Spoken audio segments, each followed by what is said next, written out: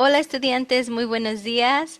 Today I would like to talk about how many countries around the world are Spanish speakers and what's the origin of Espanol. So a little bit of a cultural and historical. Okay, let me share with you my screen and let's get it started. Okay.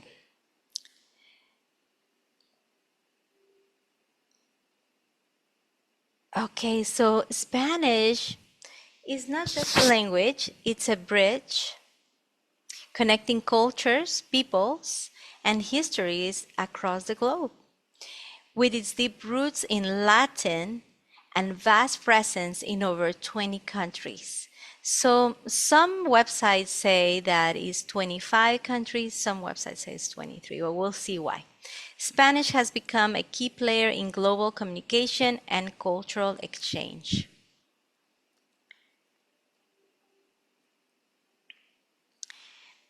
Official language in 21 countries. So Spanish is an official language in 21 countries across different continents, reflecting its global reach and cultural significance.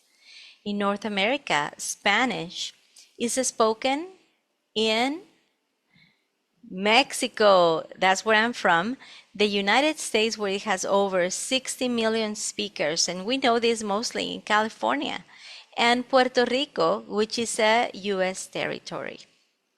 In Central America, which we have a lot of friends from Central America, is home to Spanish-speaking countries like Guatemala, El Salvador, Honduras, Nicaragua, Costa Rica, and Panama.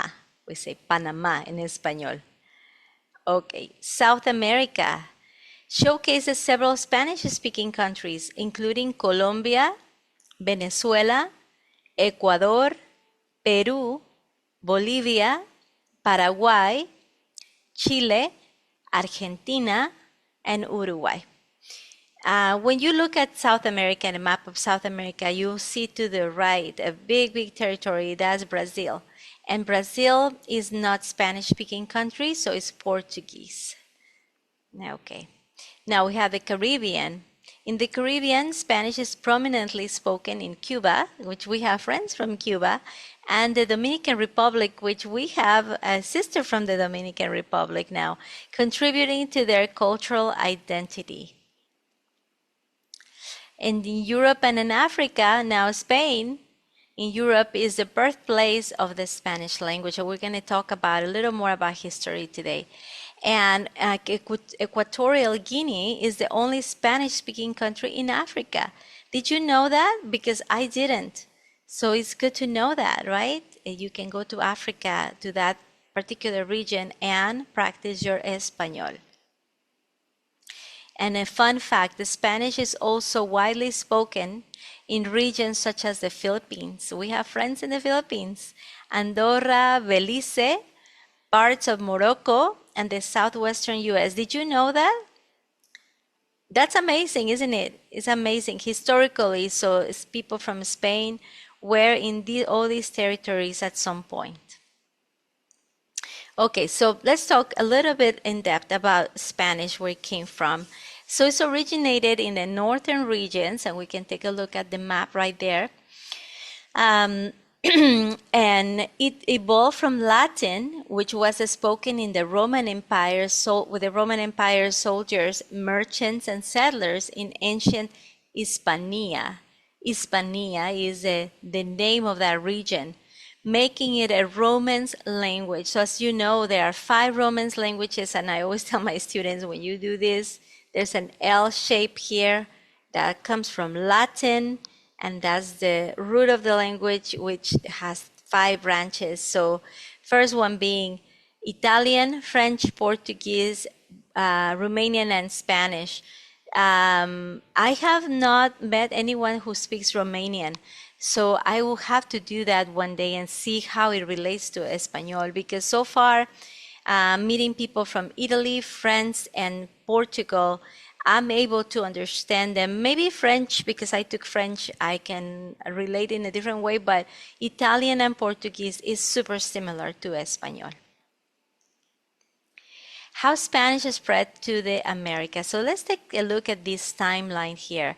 Late 1400s, Spain began its exploration of the Americas, driven by the search for new trade routes and territories. So this was driven by mainly by business, right? So now, 1500s, Spanish explorers and settlers established control over vast territories in the Americas, including parts of South and Central America. And we look at time, it's been so long ago, but growing up in Mexico, you can see all these different buildings, mainly religious buildings that are totally European. And you know, you grow up seeing this, you really don't know until I traveled to Europe, and then I realized everything looks like Mexico, like in Spain. Everything looks like Mexico. It's like you were there. They did an imitation of Spain in Mexico, which for the time, the architecture and everything is pretty incredible. Okay, early 1500s, the introduction of a Spanish language, religion, and laws reshaped indigenous societies, leading to the establishment of Spanish as the official language. So there are still, in some places in Central and South America, where, you know, like deep in the mountains, people still speak their dialects.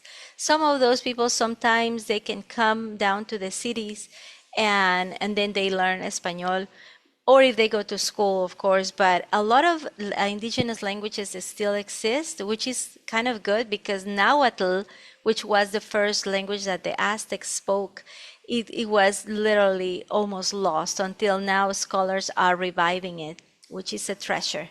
But that's how powerful, you know, the influence of Spain was. And well, I'm not going to get deep into politics or anything, but a lot of these things were forced into indigenous people.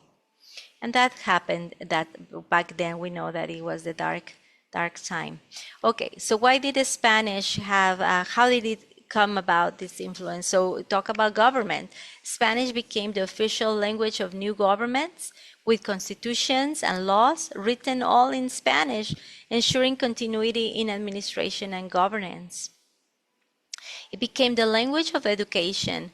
Educational institutions continue teaching in Spanish, enabling each new generation to learn the language and maintain its usage across communities.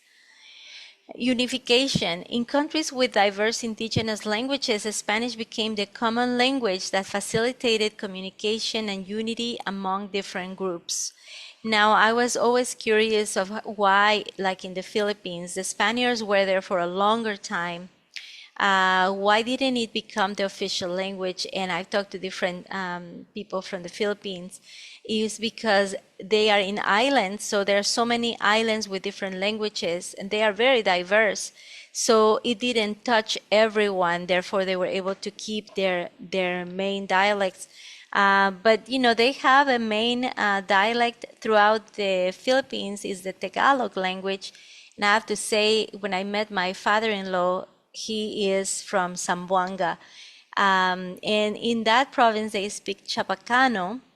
And amazingly, I could communicate with him very well in Espanol, and he could also communicate with me. So some of those dialects had a great influence, and even when you speak to someone in Tagalog or you listen to Tagalog, a lot of the words are Spanish. And also they have English influence. So it's interesting to watch a show from the Philippines in Tagalog. You will understand a lot by your studies in Espanol and, of course, the English. Now, cultural ties. Spanish culture, including music, literature, and customs, remain strong, reinforcing the language's presence and importance in daily life. Practical communication. The need for a shared language for trade, travel, and governance solidifies Spanish as a practical means of communication across the region. So now let's talk about now how it looks today after over 500 years of that Spanish influence. It has become a major global language and reflects in widespread use and influence. So We are talking about over 500 million native speakers. It's the fourth most spoken language in the world. Is one of the official languages of the United Nations. Is the second most studied language globally. Proof of it is that we're here learning, and it continue growing. So due to migration and culture and business and global communication. Okay, so in summary, let's just go back a little bit and talk about how it comes from, very good, from Latin, and it was spread through the Americas, to the Americas through exploration and colonization. Very good. Remained there because it became a language of government, education, culture, and communication. So 5 things. And today, Spanish is a global language spoken in over 20 countries and by more than 500 million people. Okay, so with that being said, even more so when we understand the importance of the Spanish language, more so an opportunity for us to continue studying so that we can communicate to more and more people and become someone that can touch someone else's heart. I always say, you already memorize it. When you speak someone else's language, you speak to their heart. Have a great day, and I will see you in class. Adios.